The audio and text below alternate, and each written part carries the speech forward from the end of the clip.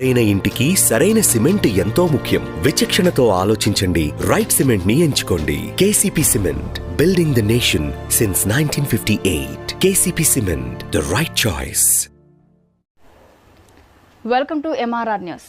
Media మిత్రులందరికీ నా హృదయపూర్వక నమస్కారాలు. మీ అందరూ తెలుసు 2019లో 5,300 ఓట్లతో నేను మంగళగిరిలో ఓడిపోవడం జరిగింది. ఆనాడు ఓడిపోయిన రోజు బాధ ఆవేదన కలిగింది. రెండో రోజు నుంచి ఆ బాధ ఆవేదన నాలో కసి పెంచింది.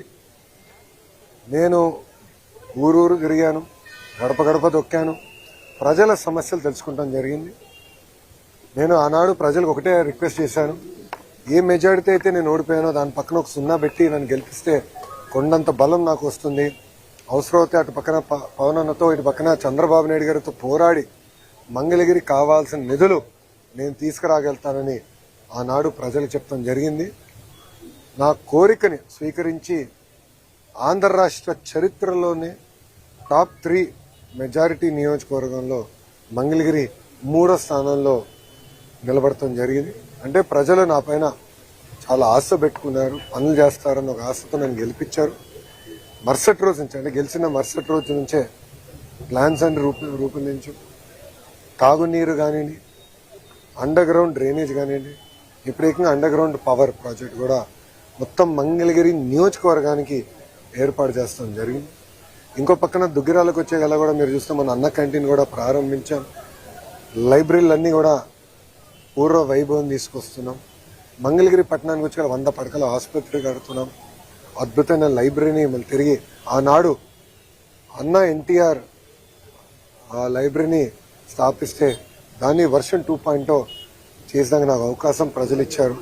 అదేవిధంగా 100 పడకల ఆసుపత్రులు కూడా అదే పరిస్థితి ప్రజలు నాకు అవకాశం కల్పించారు.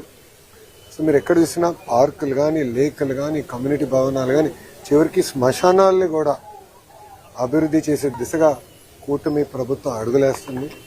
2 సంవత్సరాల్లో పనులు కొన్ని చేసినాం. అన్ని చేసేవని కాల్ రెగ్రేసుకుని తిరగట్లేదు, చేయాల్సిన పనులు కూడా ఇంకా ఉన్నాయి. కానీ భూగర్భ డ్రైనేజ్ అనేది చాలా కాంప్లికేటెడ్ ప్రాజెక్ట్. ఇంత చిన్న కార్పొరేషన్కి ఎక్కడ భారతదేశంలోనే ఎక్కడ రాలేదు. అది గౌరవ ఎంపీ గారు పెమ్మసాని చంద్రశేఖర్ గారు కూడా స్వయంగా కేంద్ర ప్రభుత్వంతో సంప్రదింపులు చేసి అర్బన్ ఛాలెంజ్ ఫండ్ కింద అటు విశాఖపట్నానికి 3 ప్రాజెక్ట్స్ వస్తే మంగళగిరికి 4వ ప్రాజెక్ట్ వస్తే నిజంగానే మంగళగిరి ప్రజలు అదృష్టాన్ని నేను భావిస్తున్నా. కానీ మంగళగిరి నియోజకవర్గం వాసిగా ఈ ప్రాజెక్ట్ని పర్సనల్గా పర్యవేక్షిస్తాం.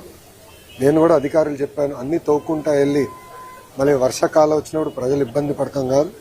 ఎక్కడైతే తవ్వుతారో విత్తిన 7 రోజుల్లో అది మళ్ళీ 100% రిస్టోర్ చేయాలి. End to end black top వేయాలి ఆర్ వైట్ టాప్ చేయాలి. లొకేషన్ బట్టి కావాల్సిన ప్లాంటేషన్ కూడా ఒకేసారి చేస్తే ప్రజలు కూడా ఇబ్బంది పడరని నేను అధికారులు కూడా ఆదేశాలు జారీ చేశా. నా లక్ష్యం ఒకటే, అన్ని రంగాల్లో మంగళగిరి నియోజకవర్గం నంబర్ 1 ఉండాలనేది. దానికి అహర్నిశలు కష్టపడతా. ఎందుకంటే 91,000 మెజారిటీతో ప్రజలను ఆశీర్వదించి దీవించి శాసనసభకు పంపించినప్పుడు ఆ నమ్మకాన్ని నేను నిలబెట్టుకోవాల్సిన బాధ్యత నా పైనది. ఆ దిశగా